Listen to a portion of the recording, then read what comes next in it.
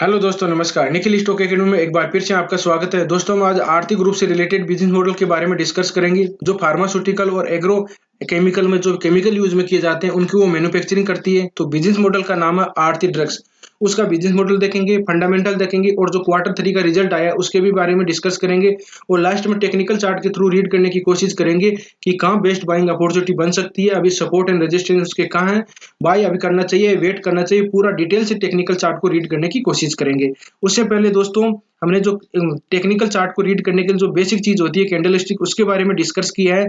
और दो important stock के बारे में डिस्कस किया है, लेटेंट वी और डिक्सन टेक्नोलॉजी, कहाँ सपोर्ट एंड रेजिस्टेंस है और कहाँ बेस्ट बाइंग अपॉर्चुनिटी बन सकती है। तो उन वीडियो को नहीं देखा तो एक बार उन वीडियो को जरूर देखिए। और दोस्तों, ये वीडियो बड़ा हो सकता है, आपको पूरे डिटेल एनालिसिस मिलेगी इसमें, टेक्निकल चार्ट और फंडामेंटल पूरा डिटेल से देखेंगे।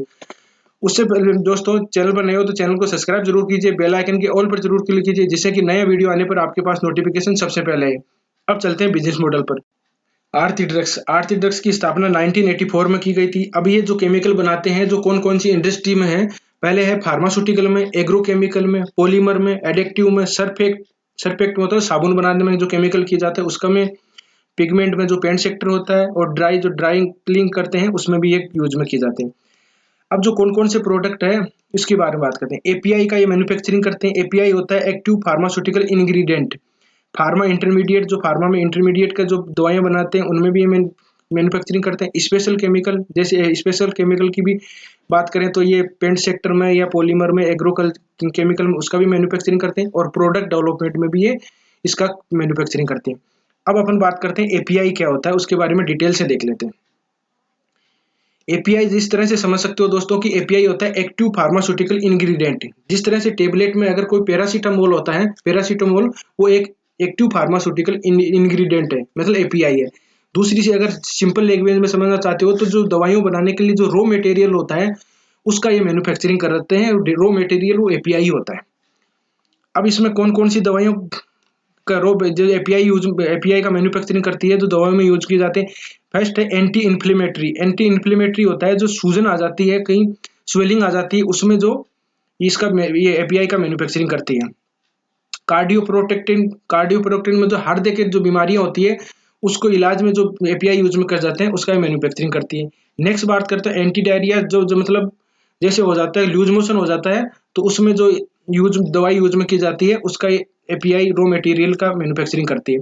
एंटी फंगस की बीमारी हो जाती है उसमें जो यूज में करते हैं।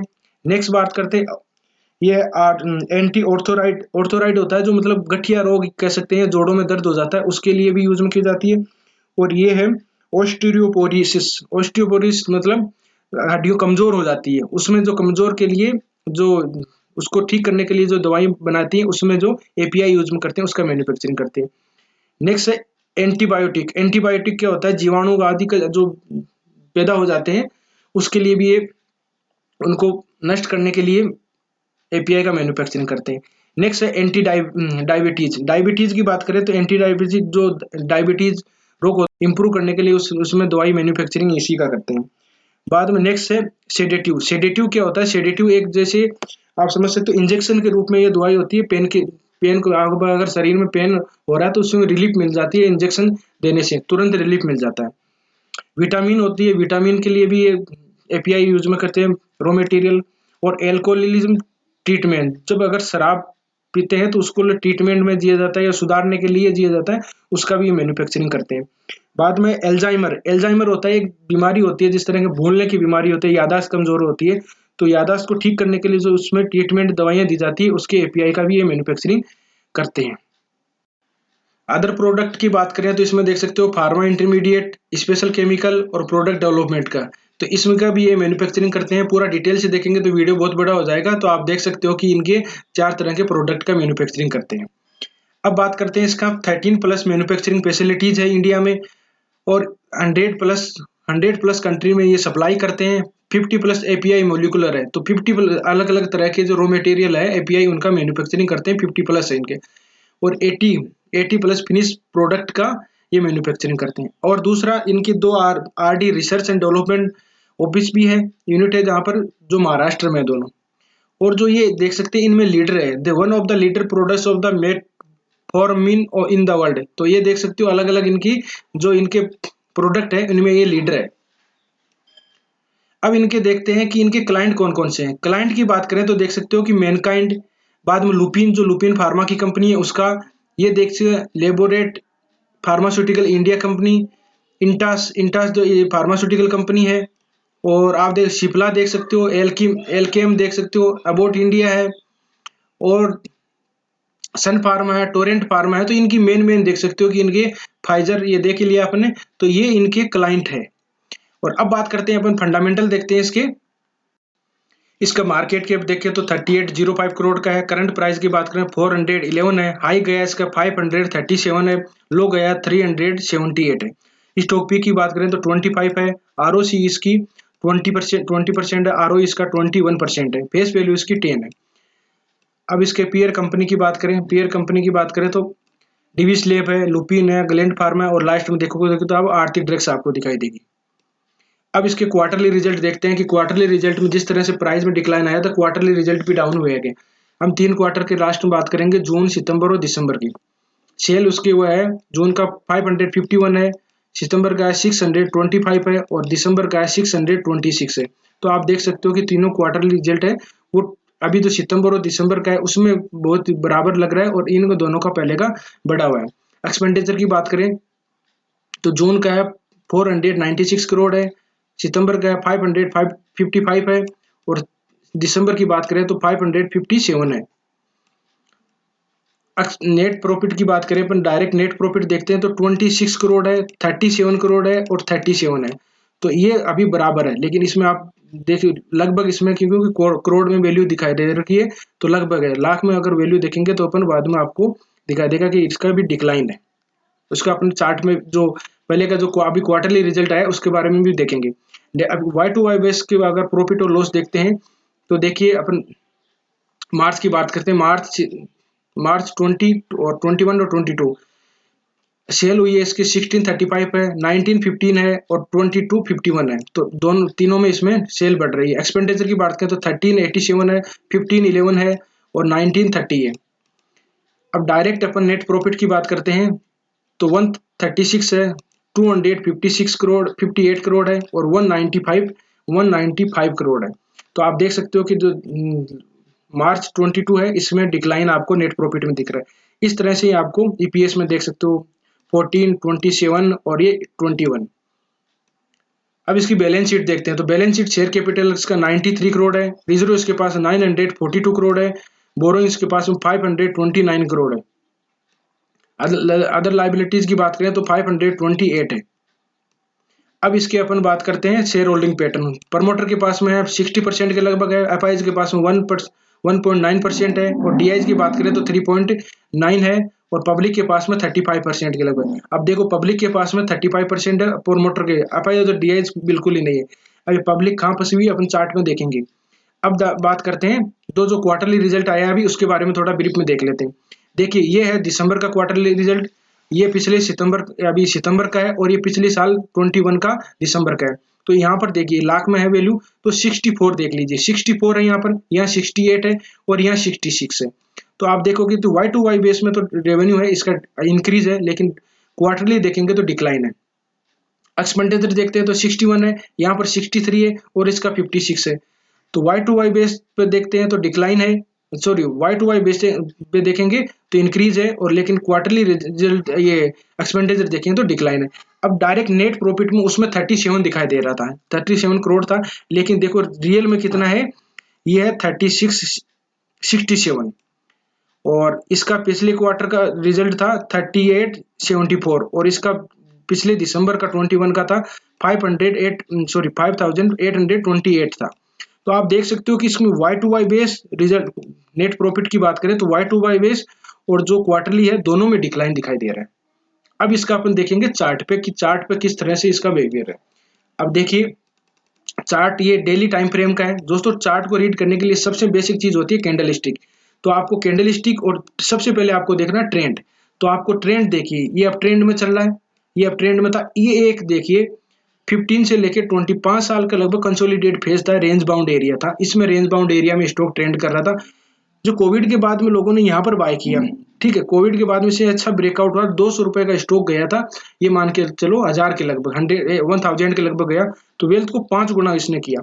अभी प्रेजेंट टाइम में कितना है, 400 है। जिस तरह से आप देख सकते हो कि इतना एक बार कोई सा बिजनेस नहीं होता ऐसा कि आपको एक कितने महीने में किया इसने, अप्रैल से लेके सितंबर, 3 4 5 महीने में आपको ये 5 गुना वेल्थ को क्रिएट किया है। तो ये वैल्यू एडजस्ट होगी, ठीक है, वैल्यू और वैल्यू हो जाता है तो बाद में एडजस्ट होना होता है।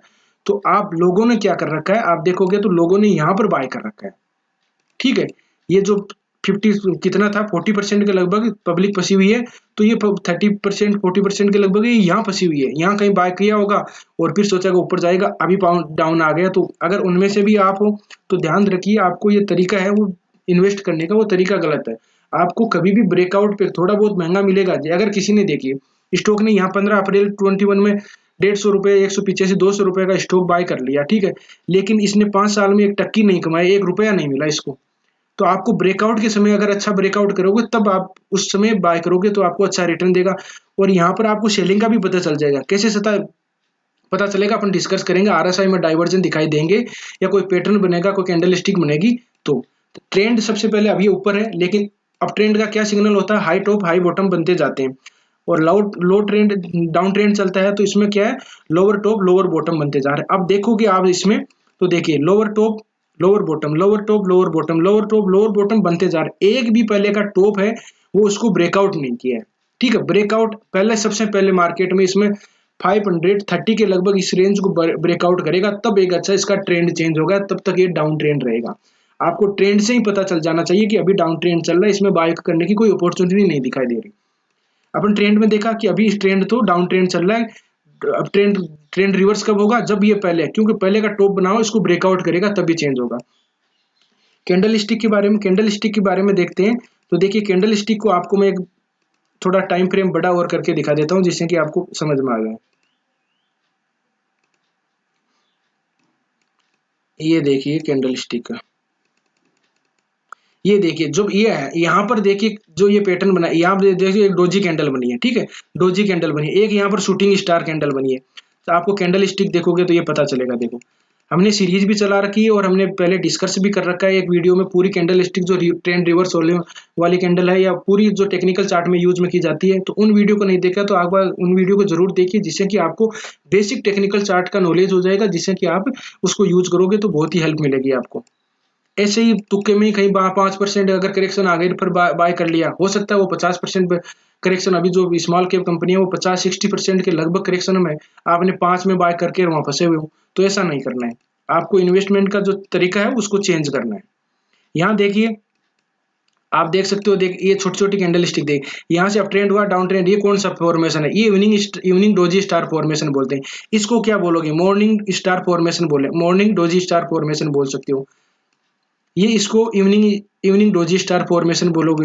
इसको क्या बोलोगे, इसको बोलते हैं dark cloud formation, dark cloud और फॉर्मेशन क्यों बोलेंगे, क्योंकि पहले वाली कैंडल, इससे पहले क्या होता है, एक ट्रेंड होना चाहिए, टॉप में बनती है, पहले वाली कैंडल को 70-80% कवर कर लेती है, ये कवर रखा है, बाद में रेड कैंडल है, इसके बाद में कंसोलिडेट फेज में।